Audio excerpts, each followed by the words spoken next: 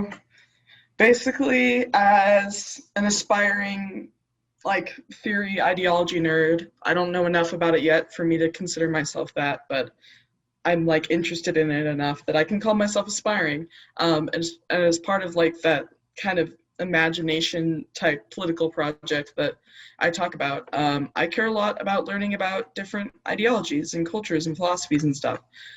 So I guess what we're going to try to do, or at least I'm going to try to do weekly or whenever we record this, is to highlight uh, a decent, well, not a decent ideology, an ideology from a list that is in alphabetical order from Wikipedia and kind of discuss it and see whether or not we like it or if we're interested in it or, just kind of enlighten people and ourselves about what it is. So the first thing on this Wikipedia list that is actually, I really like the way it's classified or sorted, is individual anarchism, which is pretty self-explanatory, right? It's part of it consists of a rejection of unjust hierarchy, right? That comes from anarchism. But the thing that makes it individual is that there's emphasis on the individual over external groupings like culture, society, ideology, class, and things like that. They generally reject revolution for fear of creating new hierarchies. I think they see that based off of older revolutions like the French Revolution and the Russian Revolution and stuff like that. They reject personal sacrifice, and relationships and cooperation should only take place if it benefits the individual without said sacrifice. So it's definitely a little interesting. It definitely leans a little bit on the anarcho-capitalism side of things.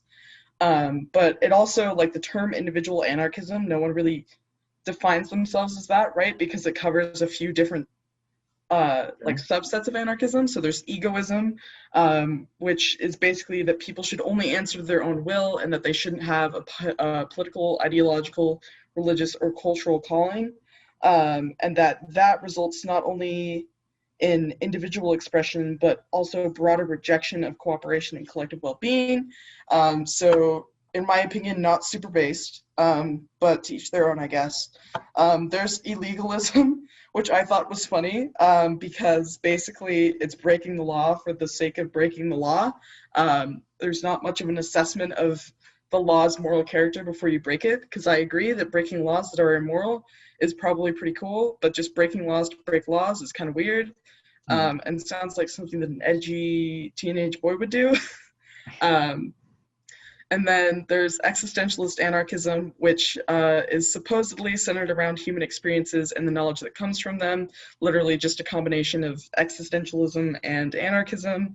And then maybe one that I thought was maybe even funnier than illegalism was a philosophical anarchism, which is basically people who say that the state is illegitimate, but they're not going to do anything about it to take it down, and just that they feel like they don't have any moral obligation to obey the state.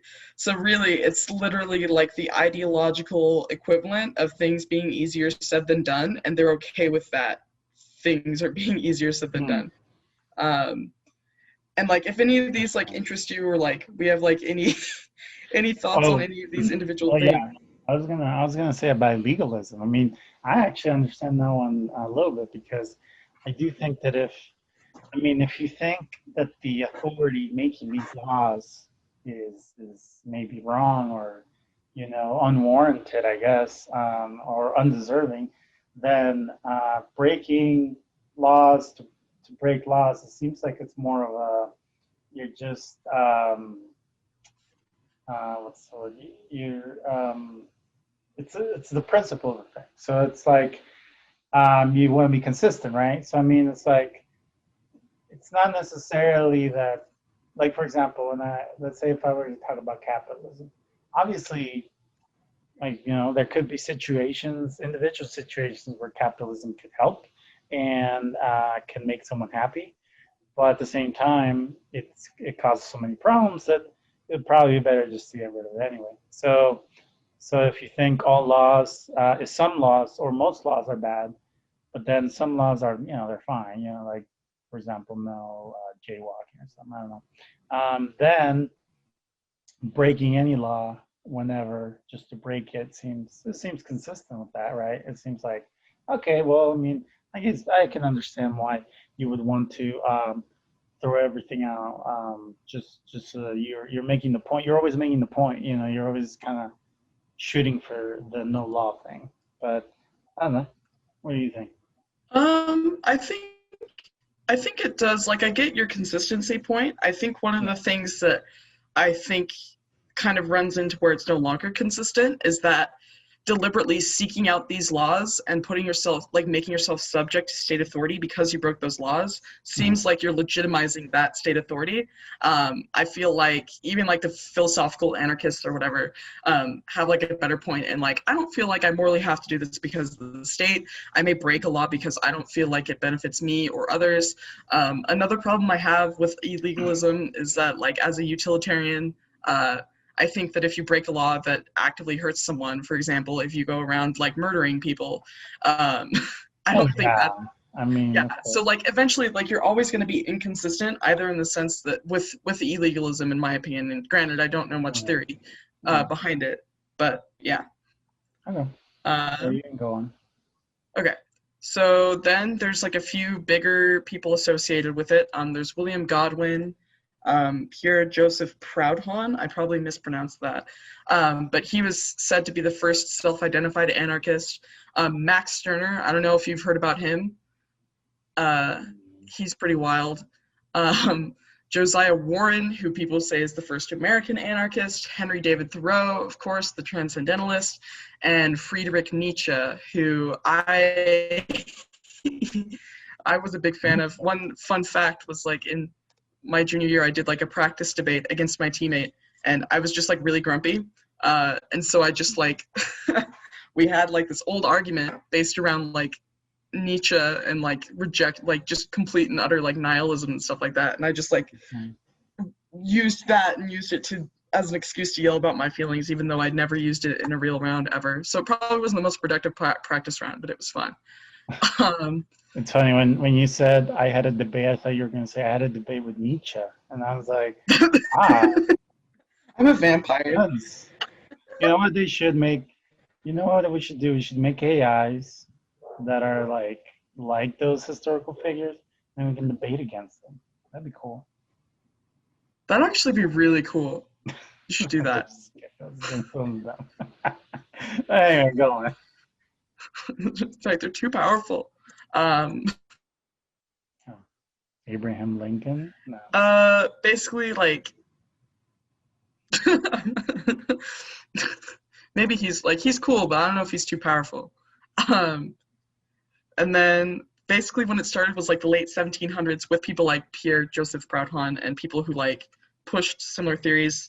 And then obviously, like, I don't think there's any big groups right now that would call themselves individual anarchists, but there's definitely a lot of strands of that piece of thought that are still in today. Like, I think a lot of it has pretty heavily influenced like libertarianism, especially like the Koch kind of libertarianism.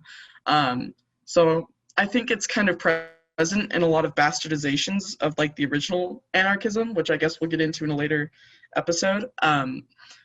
That's not to say that it doesn't have like its positives.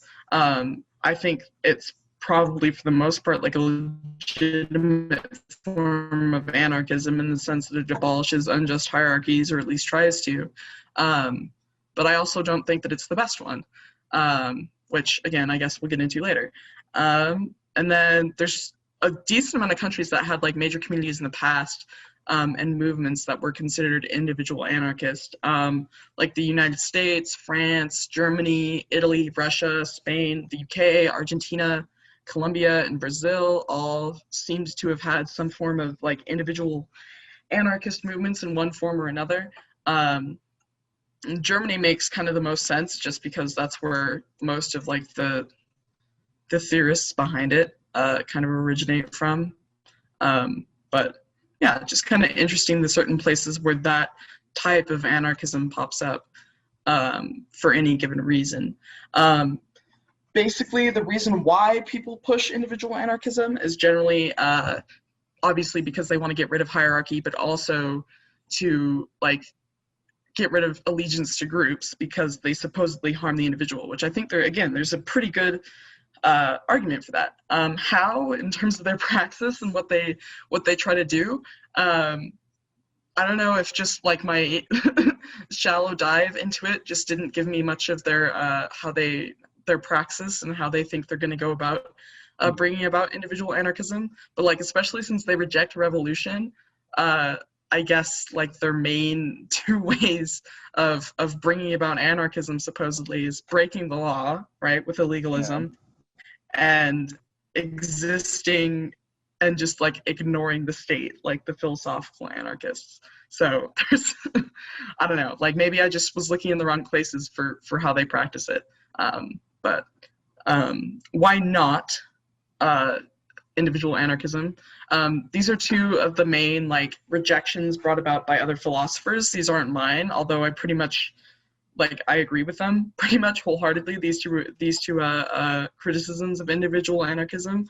But basically, sorry, were you going to say something? No. All right.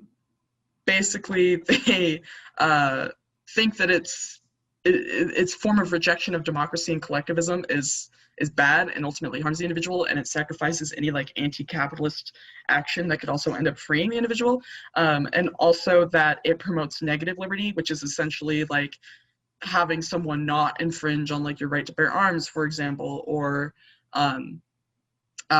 free speech, stuff like that. Like basically anything that you think of no one is banning you from doing it, that's negative liberty. But they think that individual anarchism sacrifices positive liberty, which is essentially enabling people to do what they want, right? Which would include things like a UBI, for example, or like some form of like job guarantee, something that leads you to have self-actualization. So it's like more of an empowerment rather than you avoiding, like you being able to do what you want without other people infringing on that.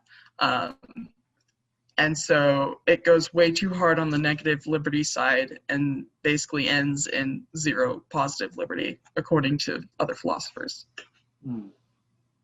What do you think? Which I agree with, but. Yeah. So, I mean, I think when it comes to society, right, you want to, I feel like human beings, because I do see them, I see, you know, basically we have a lot of kind of like animal tendencies, and I do feel like human beings tend to be social, like pack animals, right? Because that's how they survived the ice ages and stuff. Is like, you know, they were in like little villages and they helped each other out. So how does that like? Do they just dismiss that? Does it just say like, yeah, that's not true? Yeah, it's like that's it. I guess like I haven't really like. I didn't see any good defenses of that, but I hadn't even thought of that criticism, which like makes a lot of sense. I think like if I were to play the devil's advocate and like defend individual anarchism against that like critique, yeah, if I were to be Nietzsche myself, I would probably say that like appealing to the way things are in nature isn't always like we were naked in nature too. Like, does that mean like, sure, maybe nudists would be like, yeah, we should keep being, but like there's a lot of things that happen in nature that we don't do now, and just because something's natural doesn't necessarily make it good. But I think too, with the naturalism thing that you're getting at, I think it does actually win out over individual anarchism, just because it means like there's a tendency, right? So it's not like you don't have to push it. People just, right. That's what they fall into. Yeah, like that's what people will fall into. So it's gonna be hard. Like you will need some form of unjust hierarchy to enforce your hyper individualism. So like that's where I'm like, yeah, you're probably right, and that it probably wouldn't work super well. But again, like individualism, being able to express yourself, super cool. I don't think they're mutually exclusive with collectivism at all. But I guess if you really sit and think about it and don't open your mind to many other ideas, it does seem like collectivism and like individual expression are mutually exclusive. But whatever. Yeah. All right. So Did you become an individual anarchist after reading that? I did not. I probably became more of a collective authoritarian, if anything, while reading it. Not to say that's where I lean, but as someone who like wants to go in government, I'm always somewhat skeptical of anarchism, and as someone who's like generally thinks of themselves as like economically left, Yeah. I don't love